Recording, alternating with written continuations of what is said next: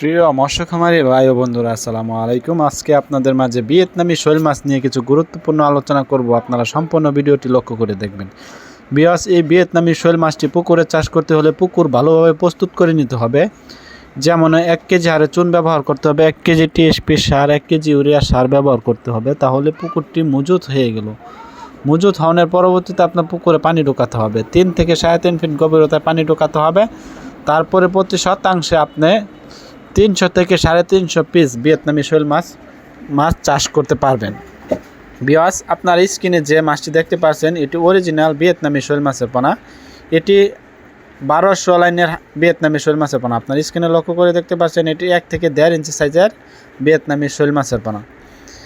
এটি কেজিতে হবে 1200 থেকে 1300 পিস। 1 কেজিতে মাছ উঠবে 1200 থেকে 1300 পিস। এই মাছটি যাদের প্রয়োজন তারা অবশ্যই আমাদের স্ক্রিনে দেওয়া নাম্বারে যোগাযোগ করে পরামর্শ করে ভিয়েতনামি শৈল মাছটি আমাদের কাছ থেকে একদম সীমিত প্রাইজে সংগ্রহ করতে পারবেন। তার বিয়াস, এই ভিয়েতনামি শৈল মাছটি পুকুরে রাক্ষসী জাতি মাছের মতো এই মাছটি আপনার পুকুরে ময়লা আবর্জনা খেয়ে বড় হয়। এটিকে আপনারা মাছ খেয়েও বড় করতে পারবেন। ছোট ছোট মাছ যেমন কানপনা মাছগুলো খেয়ে এই মাছটি অল্প দিনে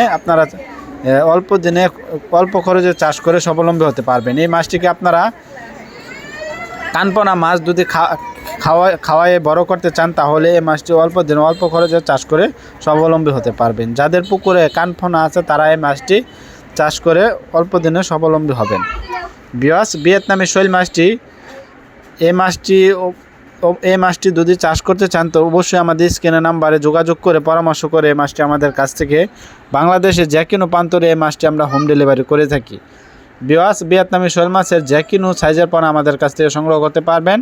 1000-1200 লাইনের পোনা সংগ্রহ করতে পারবেন, 500-600 লাইনের পোনা সংগ্রহ করতে পারবেন। বিয়াস, আমাদের কাছ থেকে যে কোনো সাইজের পোনা সংগ্রহ করতে পারবেন।